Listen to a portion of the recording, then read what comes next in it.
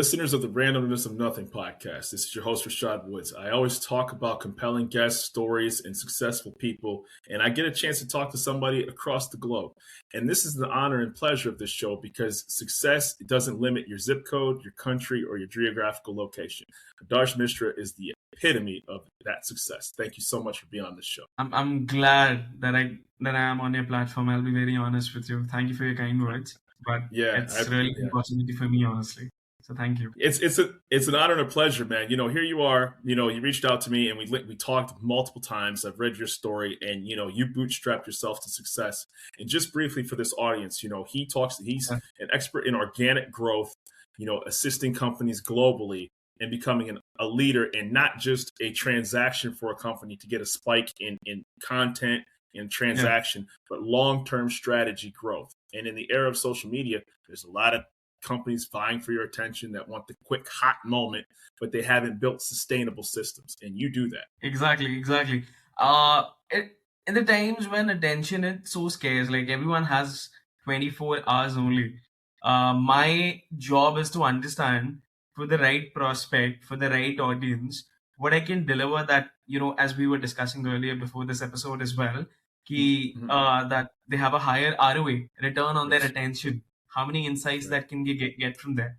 And honestly, for companies as well, they have always looked at it from the point of view of, hey, there have been some successes in the past who've gotten, let's say, X million views or X this or X whatever. But they've just tried to back engineer the visibility of it, whereas they've not focused the authority that has led it to this point, right?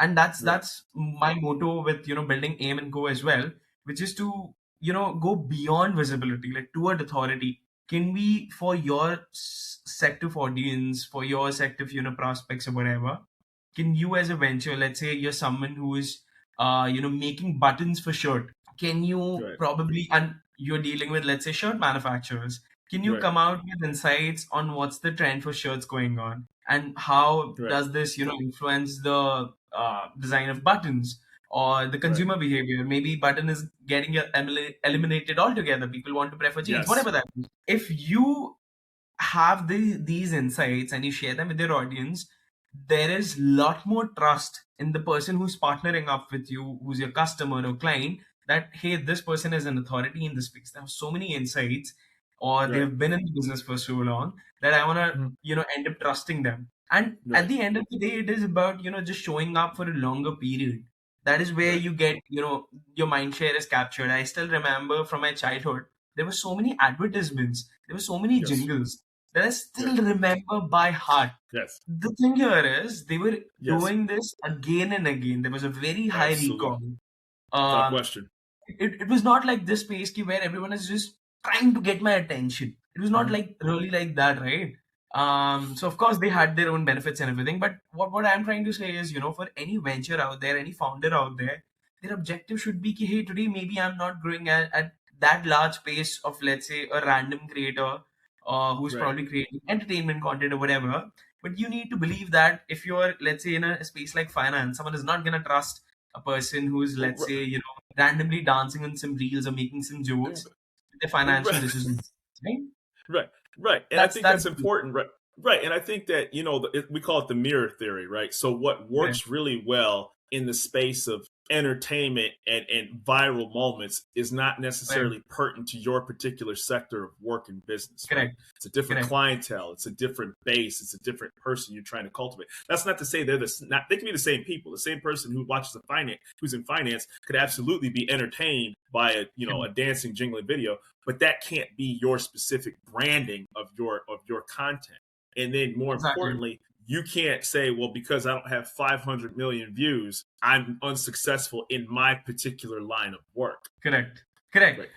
I mean, that's how it is. Like in India, especially this place where I'm born and, I especially operate in, I've seen a lot of creators who come and go, and, there are so many people out there. Oh my gosh. The most cheapest internet. There are multiple people watching you. But they're not really the difference between listening and hearing. They are not listening to you. They're just hearing you. Right. Of you're course. just next person who comes on that. Background music, right? Right. I need something Yeah, playing yeah. while I'm washing my dishes, so to speak, right? Exactly. Right. Exactly. Right. Exactly. That's just how it is. You're an instrumental music for them. Yeah. Nothing more. And also, if you Right. want to reach to the masses, what happens is you have to dilute your content a bit, right? Right. You have to make it either edgy, dilute a bit, because the person who's out there, let's say, working in a different professional altogether, and let's Mhm. say a very big audience on the internet by the way is of teenagers and young adults. Oh my gosh. For people Oh who my. currently are not going to pay you any money, and especially in Yep. the most boring spaces, maybe they are not even selling something for you. So it does Yeah. not make Right. sense how popular you became in that Right. particular area, right? Right. So yeah, that's the thing, honestly, and especially I to now speak to my clients and force them to do a lot more written content, because there is a lot Right. of intent that goes behind someone coming across whatever you've written, reading it Right. out, engaging with it. And that's a very Right. high quality engagement, I'll be very honest with you, because they've put in a lot more effort, Mhm. uh, contrary to someone just going through a reels once Without or twice. question. I Yeah. think the most like what it's so when I was at Podfest in Orlando, Florida, and it was a podcast Yeah. convention. And one of the things, there was a gentleman who was a speaker. His name escapes me, but he had a podcast on horses and that sector of business, and he had a Yeah. very tailored message to that specific brand. So he was Hmm. able to cultivate sponsors and advertisers in that lane. Is he ever going to necessarily? I don't want to misspeak about his business, but he's not competing with the viral moment of somebody, the Correct. TikTok sort of, instant gratification of I'm just driving in my car and want to send it, to my Yeah. friends and have a good laugh, right? So it's very important that, what I've learned even doing this, right? So I talk to subject matter experts. I bounce from people who are authors to entrepreneurs to my martial arts coaches, right? But the message is the same. How did you create something that you were passionate about and grew it from Right. scratch, right? So I have no intention of coming on here and cussing and screaming and jumping up and acting a fool to go viral, because my audience would not be receptive to me when they're trying to tell a serious story. We can be Right. lighthearted, but that's not the lane that I'm trying to cultivate. Exactly, that's the case. I mean, very respectfully, if I have to compare Logan Paul and Jamie Dimon, we both know Right. who's more popular versus who's more powerful, right? Right. Right. And who has Perfect more example. authority. Yeah. Perfect example. So exactly. So that is how, in the case of especially people in the professional space, they need to think like that. I'm not saying Right. creators cannot go out there and create some entertainment piece of video out there, whatever. Of course. They should, right?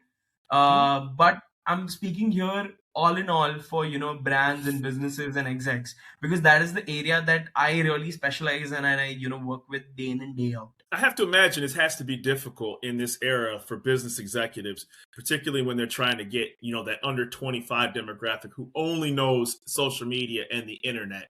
And they're Yeah, like, okay, like it's like somebody like watching their parent learn the new pop star and they're complete, and then they try to do like their dance, right? Like they see yeah, like the video of the kids watching and they're like, "Mom, Dad, stop it." Like, so like it's got to be like a generational kind of struggle for them to want to get a hot viral take when it's like, no, don't do that, because this is going to dilute your process in brand. Do you find that challenging? I mean, yes, it is a bit challenging. I'll be very honest with you.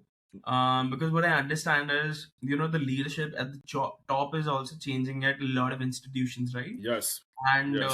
this is a person who's, let's say, 30-35 year old, who is at least, if not more of his, but at least half of his life, that human has spent on, internet. They've consumed Right. content on the internet. That has been their main Right. place. So now you need to be relevant for that person too, even if you Yes. were, let's say, for the person who was 65 and earlier sitting on their seat. 150%. Exactly. 150. So yeah, and it goes beyond relationships. They need to feel like, hey, I think a lot more business relationships are also like this. Ki, can I sit down and talk to you if anything goes Right. wrong? Because let's say someone can do the job, right? It's not right like we're creating a rocket today. It's not a Mhm. contract for a rocket. There are multiple people out there, Right. but can I sort of be in this professional relationship with this Right. person? Yes. That becomes Right. more important, right? And then you either being lot more relevant, authoritative, Of or course. whatever that is becomes an edge, right? So when I sit down with people today, I first of all try to get down to their objective. कि, hey, what Yep. is your objective? If you're looking at, let's say, catering a lot more younger audience, Mhm. which influences, the kind of talent you bring onto the team, yes, let's do some entertaining piece. Like, Blackstone, they went on a Taylor Swift tour. Blackstone Right. is, I think, second biggest, asset management company in the world. But Yes. why did they Yes. do this? Is not for their clients only. They did this to Yes. attract the right talent into the company, which is For coming sure. out there and deciding, hey, I want to work for, let's say, the coolest company in the world. I don't want Of to course. work in a boring space, right? Absolutely. It's Yeah. not Right. just about Right. money today. So that was their objective. So they went in that direction. But if Right. someone's objective is something else altogether, they should move a lot in. Like, I feel the most important niche and where there will be no competition is personality. Without This question.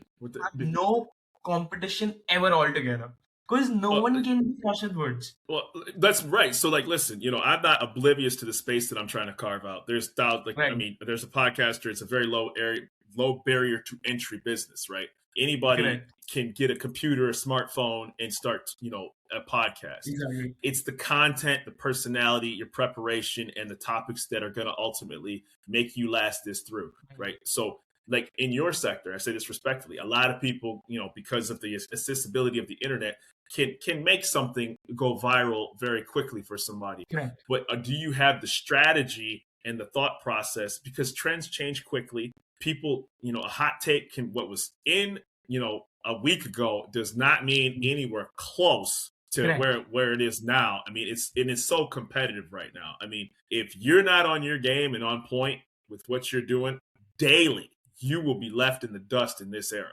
Exactly. That's exactly the case I'm talking about. Because actually, a lot of brands, actually startups, and everyone who get into this fallacy, and a very good example of this is, Cluely. We saw the founder, he had this mentality, okay, if I can get, let's say, X million impressions on anything, I Yes. can sell it. But Yep. the objective is, can it, also build trust? Because if you're Right. operating from the point of view of visibility, it is more often than not a challenge to, crack trust and authority, and Without which is the question. most important thing for, a business today. So that's why we now see that, they've pivoted. That's why we Mhm. see no, them not being in the internet, Right. today anymore. Right. That's the reality. I mean, today you're just a TikTok scroll away in, Yep. burning your, let's That's say, it, man. $400,000 investment on, let's say, a project that you made, or Yeah. a production that you set up, or whatever that Without is. question. Without question. Yeah, And exactly. we'll get into some details, but it's like, listen, if and you really better have something, not everybody has the luxury of having a 6-pack of abs and can bench press, this amount of weights and can, okay, I'm the fitness guy and my body looks like, it was carved out of stone, right? Like that can sell and that can most of us don't look like that. You know what I'm saying? Like most of us have to have some, I'm not Maybe dissing because not those me, people can, but you do, Rashad. no, not even close. No, no, no. Oh, There's maybe gel humble. underneath here. But having said that, if you don't have, and I'm not dissing those people because some of those people are very smart, they're not just good looking, but Right. you have to have something sustainable past something that looks aesthetically beautiful, right? In Correct. order for the substance to really be. So you have what's called the hook and retention diagnosis system, which we've kind of Right. surface level on, but how did you specifically create that? So hook and retention diagnosis system is basically, it stems from the ROI idea only, wherein my objective is ki, let's consider a YouTube video, right? Mm-hmm. So the hook for a YouTube video is a thumbnail and alongside its, early 10-15 seconds, where people Right. are judging if it's worthwhile, their next 10 minutes or 30 minutes or however long you have made that video. So that is the early part of it. That's sort of the poster that you see out of a bakery, and then you Right. enter, and then you try the cake that was there in the poster. You see the video that was sort of giving you an idea of in the thumbnail, and Mm-hmm. that's where the real test of the cake or the video is, where you Without question. realize if it Without question. delivered onto the promise. Right. Right. Yeah. And so it's fun. It's the same thing. Like I'm sorry. Go ahead. Yeah. So I was just saying that's the true test of its, saying, hey, it delivered on my promise. So one thing is, of course, in this, analysis, that do we understand our ROA is high? Did we promise something and did we deliver Right. on that? And if you do Right. that, I'm telling you, if people whoever is interested in, looking at that poster or looked at that poster and entered your break and you delivered to that promise, boom, you have a Right. higher retention. That person would come again. Yeah. So you are literally one viral tweet away from the netherworld, right? I mean, it can Yeah. go south so bad for you. And, the old saying of good news travels fast, bad news travels faster. In this Right. era, man, I mean, it's lightning quick, man, on everything. Every Correct. single food, movie, Correct. clothing, a podcaster like myself. Like, if I'm rotten, Exactly. I promise you, like, you're gonna see those views go. Yeah, exactly. And especially like as platforms like Reddit get more and more mainstream, like especially in Southeast Asia, I do not see it Yes. be mainstream yet. But Hmm. as soon as it is on the rise, right? As soon as people discover the platform, people get regular on it, you'll Yeah. realize that how many criticisms that brands would have to analyze and make it a Oh part of yeah. their strategy to Yeah. work on either their social strategy, either on their products or whatever that is. Today we Right. do not see that happening specifically in marketing, wherein people consider what's going on Reddit because it's a very anonymous and real opinion of a human, right? There is no face, so Right. no one cares, no one's scared. Right. So Well, yeah, yeah. I mean, as these platforms grow and companies would have to be more and more, careful now without and question. take everything with a pinch of salt. Yeah, How do you navigate, countries that, the engagement across globally, right? Because what could be acceptable in a region of the world could not be acceptable in right, another region of the world, right? And I don't want to get, right, too deep into, it exists, right? And there's either cultural sensitivities, religious sensitivities, other things of that nature. So what may work in India may not work in the United States. What works in the United exactly, States may not work in India, and that's a fair assessment, right? So right. and navigating that, particularly as a global company, can be even more challenging because then you have to go through, the Ministry of Entertainment or the Ministry of, the Secretary. Like, it's not just I can do this in Ohio, I can do this in Kentucky, I can do this like universally. So how do you navigate that Right. space? So honestly, I've worked in a lot more different regions: Middle East, Singapore, Yeah. Thailand, India, United States, Australia. So there have been multiple clients, and what I've realized is, um, there is some core needs of a human that stays the same, Right. right?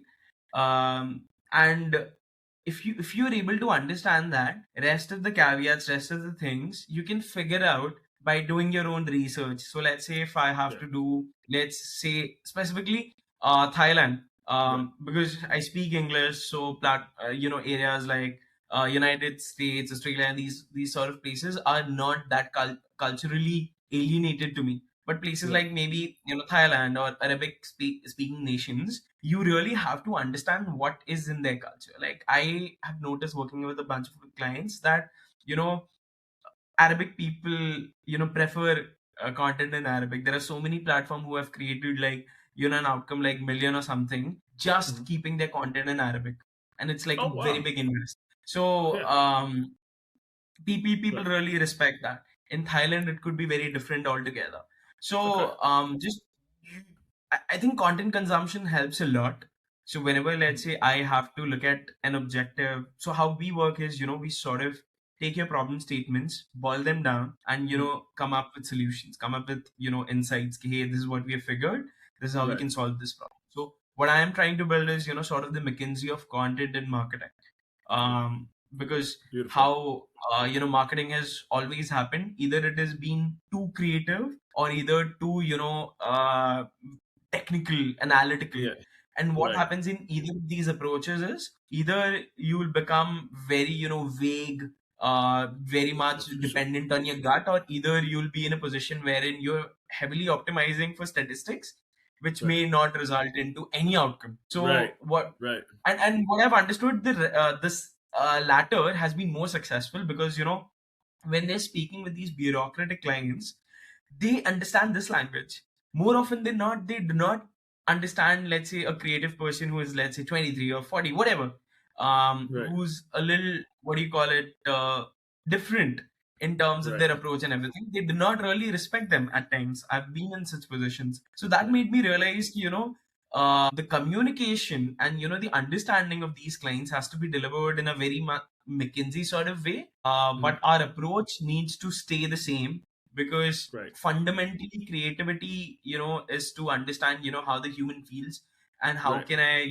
make change the emotion. How can I Right. make them feel something? How can I Right. add something to it? Whatever that is. So we are Right. going with this approach, and that's why one approach helps, that we go and we do our research, we gather the insights, and then Right. we sit down and we be like, how do we now target a person who's, let's say, sitting in an office of Thailand or Right. any other region for that matter. Because Right. fundamentally, as humans, there are some things that matter to everyone the same. We'll be back after a quick break. If you are employed or recently found yourself at the exit interview, I have a podcast for you. I'm Mark Carey, the host of the Employee Survival Guide, a podcast all about work and working. As a seasoned employment attorney, I will share with you information your employer definitely does not want you to know about and more. Stop getting screwed over by your employer. Get the tools of the legal trade to fight and win against your employer. Listen to the Employee Survival Guide by clicking the link in the show notes. Enjoy and be well.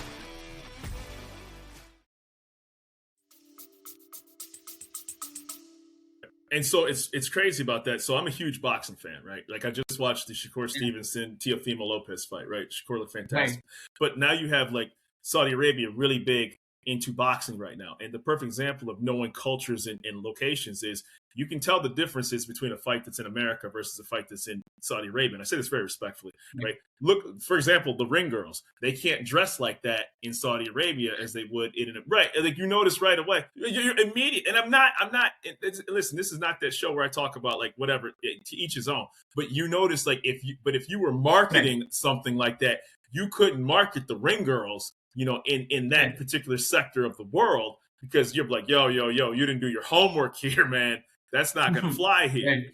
Right. So Exactly. that's just to your point of your homework and your research, of really knowing that audience, that culture, that location to have a successful outcome for the client. Right. And that's just how we have seen a lot of success in the past. We have realized, because of paying attention to these smaller details, we have gotten great outcomes. And also at times, you need to mix multiple different things to get an outcome. Like marketing is always not like, okay, let's just do content because it's going to get views or whatever that is, right? It's more than that. You have to understand whatever notions your client has. Or let's say the second thing is whatever the restriction that, as you mentioned, in Saudi, you cannot have, the ring girls, so to say, dressed more freely or whatever that is. So you need to understand those caveats and you need to operate accordingly. And I think that is what results into, like, I remember one of our problem statements, I was working with a financial venture and they were doing sort of an event, and the problem of the event was they could have not marketed it because the person that they were partnering up in the Middle East region were not appreciative of the fact that, whatever they are discussing goes out there, because that will end up landing them in a problem or whatever that is. That was the problem. So they could have not had podcasts, they could have not had PR, camera guys up and this, that, whatever. We came up with a strategy. We're like fund, and all of these people are like MDs of the biggest organizations and everything, especially in the financial sector of Middle East.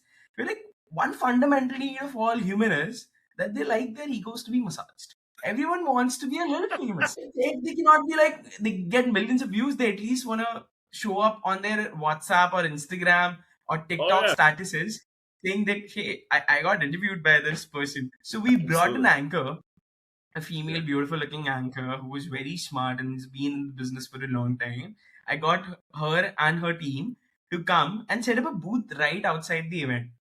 And what we did is we were just like, hey, we don't want to know anything about the financial industry. We don't want to know what did you do in the event. We don't wish to know, where are you from, whatever. We want to know about you. Give me your leadership insights. Yes. Yes. Got into it.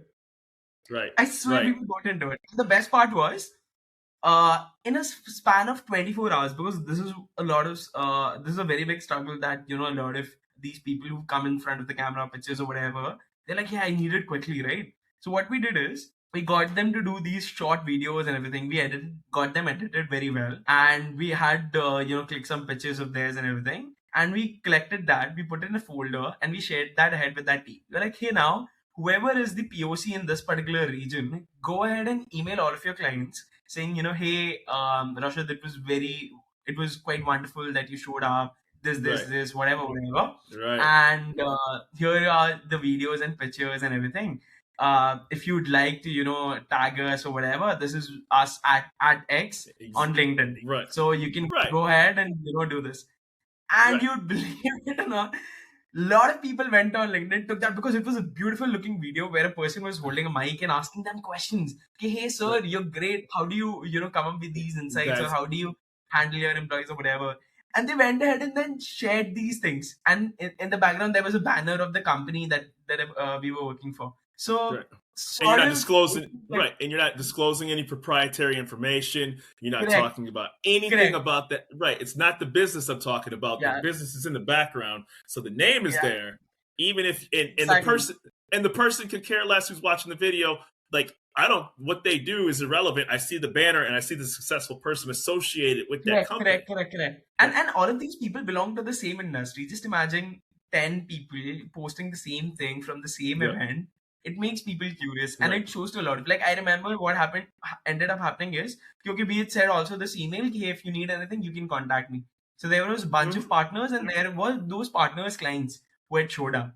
So they ended up contacting, hey, we love this. Can we get a meeting with the POC? In Europe, someone was like, hey, I never knew that you guys work with this gentleman, and we did not, right? But it didn't matter. They just had a perception that X company worked with this X gentleman, and they were just like, hey, let's get on board. And they were one of the biggest in Europe for that company. It's funny when you say something is big, right? So like in America here, you're thinking, and I say this respectfully, like Leonardo DiCaprio was like the biggest movie star in the world. Like, no, the biggest movie stars in the world are in Asia. Okay. So like you guys have actors in your backyard that billions of people see. Right. Billions. And you're like, you'll suddenly look up like, who's the biggest movie star? And I say this respectfully, no diss. It's a Bollywood actor, or it's an actor from Hong Kong. And you'll be like, are you kidding me? And they're like, yeah, you do realize your section of the earth has a fraction of what they have on their side of the planet. Right. And so you're like, oh my God. Right. So to your point, there are much bigger things that are available worldwide than you think that there are. Yeah, and would you believe this insight to me came randomly after running, a half marathon? I was like, shit, half marathon is also a thing wherein you cannot really go and, just record it and market it, let's upload on social media and get people.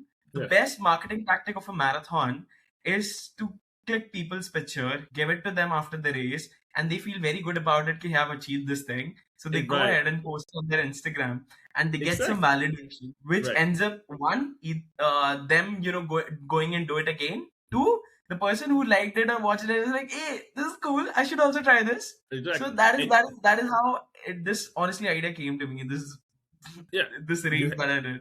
It's the out of the box thinking, and more importantly, if you have because high level successful people run marathons. It's not just, it could be like, hey, yeah, this is the CEO of a financial firm. And he's like, and then it looks like a real person. Like, hey, yeah, this guy may be, or this woman may be the VP of a financial firm or a high level institution, but they ran a marathon on a Sunday. They're sweaty. So it breaks the barrier. Like, oh yeah, by the way, they work for this large financial corporation and they just ran a half marathon or a full marathon.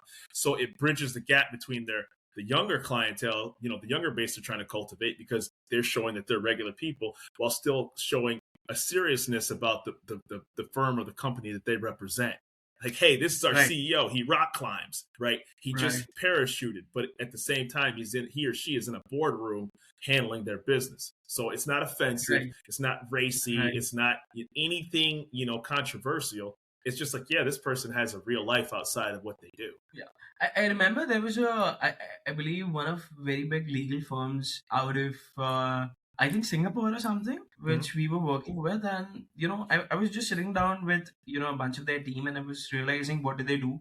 They operate in very different functions. And I was asked, can we do some sort of like, an employee spotlight kind of thing with them, wherein, we just record their videos, what did they do, how did they do. So anytime that they approach a client from this law firm, the client knows about them a bit or something. I was like, instead of doing just this, random basic shit, can we make it a bit more cooler? Let's say, Of course. so there was a person I remember. Let's call him Jay. So Jay basically used to do bodybuilding, and he had competed in a national competition or something. There was Right. another lady who used to do, cycling, like professional cycling. So there was a lot Correct. more people who had a lot of those hobbies. I was like, why don't, instead of you just doing this basic shit, ki which background did they come from, this, that, whatever, you also show the human side of them. That this person goes to Yes. play golf, Yes. they do this, they Yes. are weightlifting or whatever. Right. Because next time when Yes. they speak to the people, let's assume they've seen their LinkedIn, or that video randomly comes up on their screen. They're like, hey, this guy Right. does this. I'm a very big fan of the sport. Right. And Right. that's the That's- edge. It's because the difference is now you're not just selling the service like you said earlier, you're selling yourself, right? Correct. And everybody, like, the marketing firm or the podcaster that you choose to be on the show of, I could read off a script and say, Adarsh, where'd you go to school? Adarsh, where'd you go to high school? Adarsh, what's your Right. CV, your resume, yada, yada, yada, yada, yada, and just read it Yeah. off as a one pager. And you'd be like, dude, man, or you can sit back and say, what's the sauce behind what you do? Yeah. And people, and now that the genie is out of the proverbial bottle, there's no going back. So, Correct. for everybody who's listening, and I could talk about this for days just because the litany of the groups of people that I've talked to and the opportunity that I've had with this, and you can similar say this, you better be prepared, you better be thinking ahead, and you better be making the future one better than your current one, right? Correct. Because it's that competitive, right? It's that you have to be on point all the time because you are, like you said, you are one doom scroll away from tanking things. Exactly. And as I mentioned earlier itself, the most difficult niche, or where there is no competition altogether, is Right. your own personality, right? Right. And the one thing about that is, people like people who like them, or people like people who are like them. So Right. when fundamentally someone understands, hey, this is pretty cool, I also enjoy F1, or I also enjoy weightlifting, they Mhm. subconsciously start liking you. And at that scale of business, it's about, dealing with people. It's about liking a person, ability to Yes. work with them, as we Right. discussed earlier.